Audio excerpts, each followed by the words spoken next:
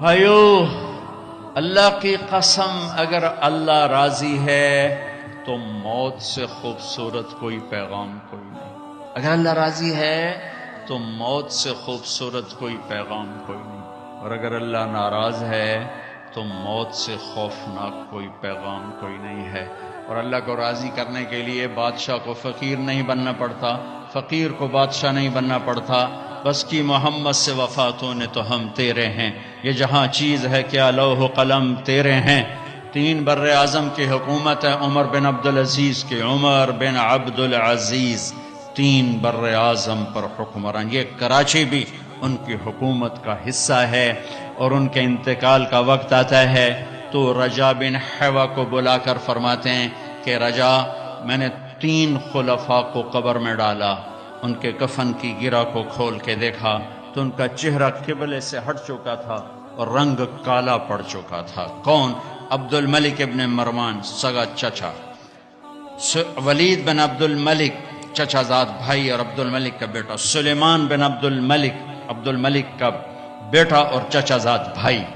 سلیمان کی dead body جب قبر کے قریب کی گئی تو ہلنے لگا، ایسے سے ہلنے لگا، تو ان کے بچوں نے کہا ہمارے باپ زندہ ہیں، موت نہیں تھی، سکتہ تھا۔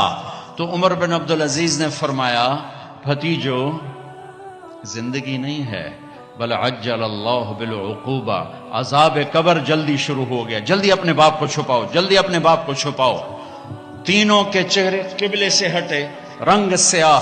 یہ کیا کرتے تھے؟ زانی، اللہ کی قسم زانی نہیں تھے، شرابی، اللہ کی قسم شرابی نہیں تھے، میں 1300 سال کے بعد قسم اٹھا رہا ہوں، شرابی نہیں تھے، زانی نہیں تھے، بے نماز نہیں تھے، روزہ نہیں چھوڑتے تھے، حج نہیں چھوڑتے تھے۔ ولید بن عبد الملک روزانہ تہجد میں 10 سپارے کھڑے ہو کر نماز میں تلاوت کرتا، 10 سپارے۔ آج بڑے سے بڑا عبادت گزار نہیں کرتا ہے، وہ نماز میں، تہجد کی نماز میں 10 پارے پڑھتا تھا اور چہرہ قبلے سے ہٹ کے سیاہ ہو چکا تھا۔ ان کا ایک اجتماعی جرم تھا، وہ ظلم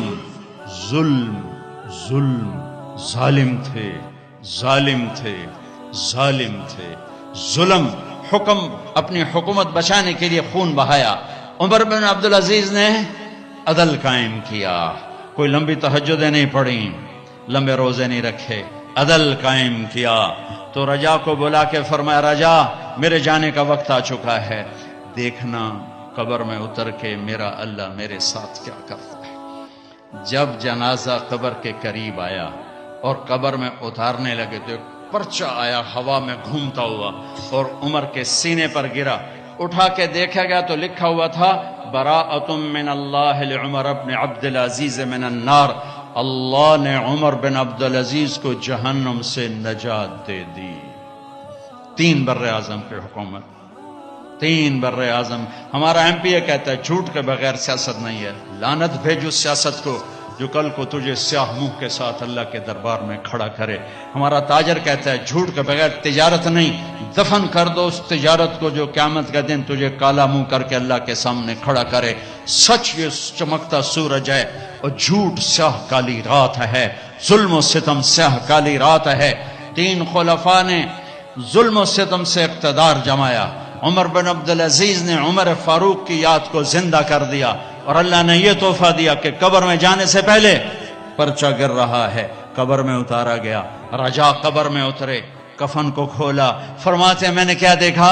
میں نے یوں دیکھا جیسے 14ویں کا چاند قبر میں اتر آیا ہو، چہرہ قبلے کی طرف، چاند جیسا چمکتا چہرہ۔ حکومت کیسے کی؟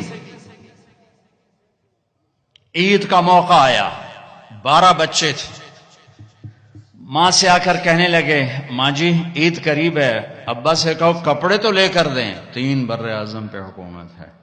ماں کون ہے؟ فاطمہ بنت عبد الملک۔ سیاست کی تاریخ میں اس سے بڑی سیاسی عورت کوئی نہیں آئی، آج تک تو نہیں آئی، کل آئے ہوئے تو مینوں پتا کوئی نہیں، آج تک کوئی نہیں آئی۔ دادا بادشاہ، باپ بادشاہ، 4 بھائی بادشاہ اور خامند بادشاہ، 7 نسبتوں سے شہزادی۔ عمر گھر میں تشریف لائے، فاطمہ کہنے لگی بچے کپڑے مانگ رہے ہیں۔ عمر کہنے لگے فاطمہ میرے پاس تو پیسے نہیں، میں کپڑے کہاں سے لے کر دوں؟ اب دونوں میاں بیوی خاموش بیٹھے ہوئے ہیں.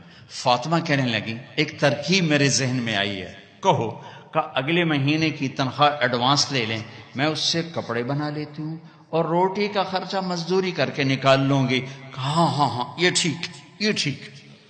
باہر نکلے ان کے خزانچی مزاحم, وہ بھی انہیں کے تربیت یافتہ مزاحم بھائی وزیر خزانہ کا جی بھائی ہمیں اگلے مہینے کی تنخواہ ایڈوانس دے دیں, ہم نے بچوں کے کپڑے بنانے ہیں. انہوں نے کہا امیر المومنین ابھی دیتا ہوں, بس آپ لکھ کے دے دیں کہ آپ 1 مہینہ زندہ رہیں گے پھر میں دے دوں گا.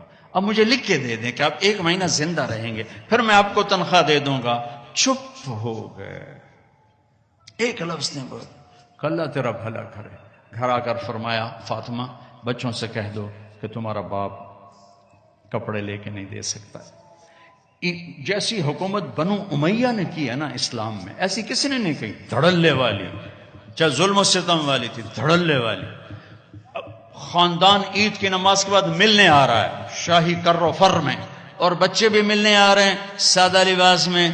تو عمر کہنے لگے بچوں آج تمہیں افسوس تو ہوگا کہ ہمارا باپ کپڑے بھی لے کے نہ دے سکا.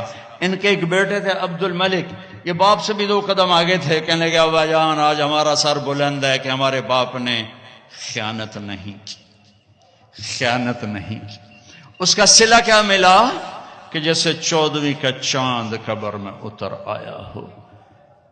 2.25 سال میں کسی بھیڑیے نے بکری پہ حملہ نہیں کیا. ایک چرواہے کی بکری کو بھیڑیے نے اٹھایا, چرواہا رونے بیٹھ گیا. ساتھی نے کہا رونے کی کیا بات ہے, یہ تو ہوتا ہی رہتا ہے.